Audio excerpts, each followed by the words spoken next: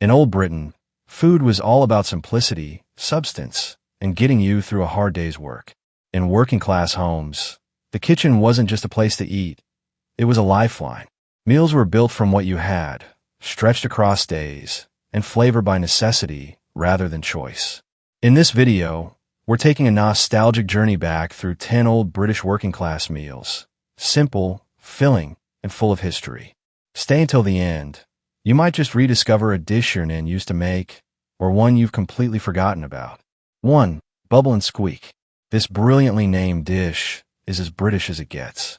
Born from a need to use up leftovers, Bubble and Squeak was traditionally made from the remains of a Sunday roast, especially potatoes and cabbage. The ingredients were mashed together and fried until crispy on the outside. The name comes from the sound it makes in the pan, bubbling and squeaking as it cooks. What made it special wasn't the ingredients, but the ritual of reusing and making something comforting from very little. Today, it's often overlooked, but back then it was a weekday staple. 2. Liver and onions. A true classic of the British kitchen, liver and onions was both affordable and packed with nutrients. Lamb or beef liver was inexpensive and easy to find at any butcher's shop. Fried gently with sliced onions, and sometimes served with mash or gravy, it was filling and practical.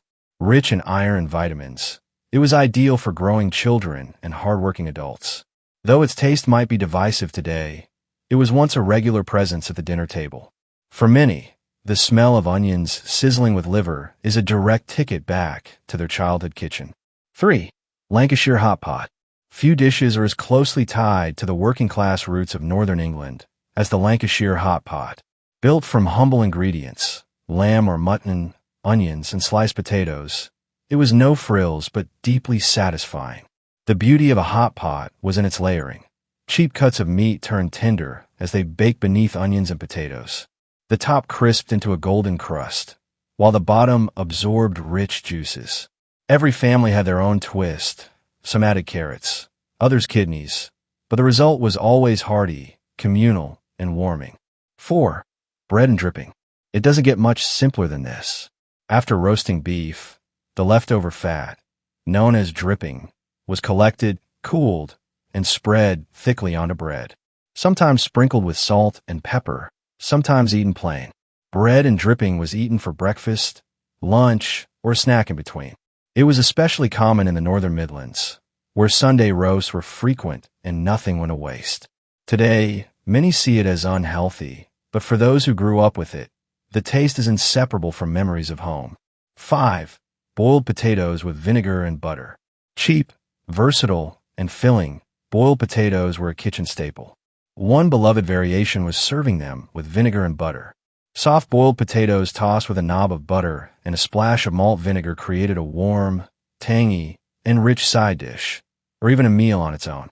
It might sound plain, but for many, this was the taste of home, modest dinners that filled the belly and brought comfort at the end of a long day. 6. Beans on toast. Perhaps the most iconic of all, beans on toast was quick, cheap, and reliable. A can of baked beans poured over slices of toast could feed a family in minutes. No chopping, no fuss, just a tin, a pan, and bread. Even children could prepare it. It was warm, filling, and familiar. Though still eaten today, it no longer carries the same sense of survival and necessity it once did in tough times. 7. Corned beef hash. Made with tinned corned beef, diced potatoes, and onions, fried together into a golden mix. This dish was pure working-class resourcefulness. Sometimes topped with a fried egg or served with pickles, it was humble yet hearty. Everything cooked in one pan, making it quick and easy after a long day. It was the great equalizer. Nearly every British household, no matter where, encountered corned beef hash at some point. 8. Beef stew with dumplings. Nothing beats a steaming pot of beef stew in winter. Using cheaper cuts like shin or chuck, slow cooked for hours with carrots, onions, and turnips, the meat became tender and flavorful. On top, fluffy dumplings made from flour and suet soaked up the juices, turning soft and rich. A pot could feed a family for days, and leftovers often tasted even better the next day. In homes without central heating, a bowl of beef stew was sometimes the warmest part of the day. 9. Toad in the hole. This oddly named dish combined sausages baked in Yorkshire pudding batter. The sausages sizzled as the batter rose around them, forming golden, crispy edges with a soft center. It was cheap, filling, and made a few sausages go a long way. For children, it felt like a treat. For parents, it was economical and easy. Though its name's origin is uncertain, its charm has endured, transforming simple sausages into something special. 10. Faggots and Gravy. Not as well known today, faggots were small, flavorful meatballs made from minced pork offcuts and herbs. They turned inexpensive cuts into hearty meals, served with rich gravy, mash, and peas. For many families, they were warming, comforting, and full of character. Once a butcher's special, faggots were an iconic part of British food culture, though less common now.